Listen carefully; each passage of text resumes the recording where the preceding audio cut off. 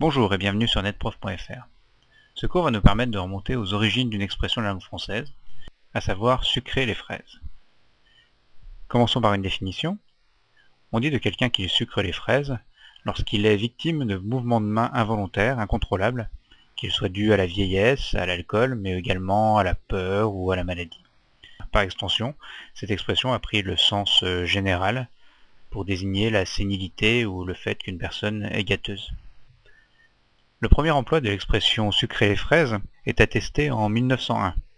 Aurélien Scholl écrit en effet dans Poivre et sel les mots suivants.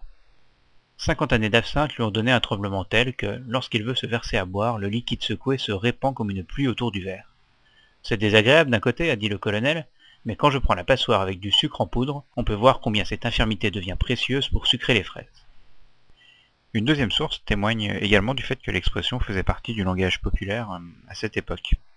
L'étymologie de cette expression est donc très simple et doit être cherchée du côté de l'analogie évidente qu'il existe entre les mouvements de tremblement incontrôlés dus à la maladie ou à la vieillesse, avec les mouvements effectués volontairement pour étendre du sucre en poudre sur les fruits.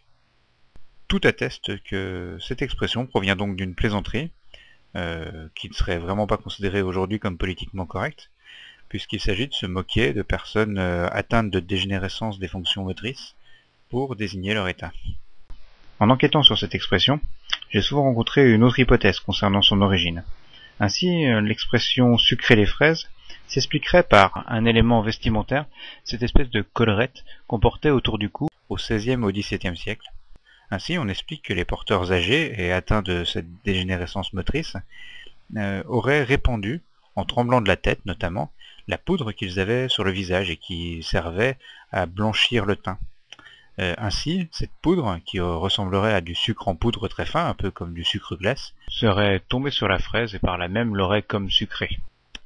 Bien que fort séduisante, cette explication semble être ce qu'on appelle un canular étymologique, à savoir une explication qui a été inventée après. En effet, on n'a aucune source ou d'emploi de l'expression à cette époque, et le fait que l'expression n'apparaisse qu'en 1900 contredit une explication qui daterait du XVIe siècle. Par ailleurs, si l'explication était exacte, l'expression serait alors probablement sucrer la fraise, puisqu'on n'a aucune source de l'époque qui mentionne qu'on porte plusieurs fraises à aucun moment de l'histoire. Enfin, pour finir de décrédibiliser cette origine supposée, on peut noter qu'à l'époque le sucre n'était pas blanc et que le sucre glace n'existait pas, et même le sucre en poudre d'ailleurs n'était pas aussi fin.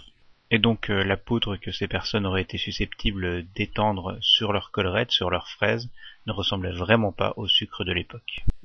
Merci d'avoir suivi ce cours. N'hésitez pas à partir à la découverte des origines de nombreuses autres expressions de la langue française sur netprof.fr.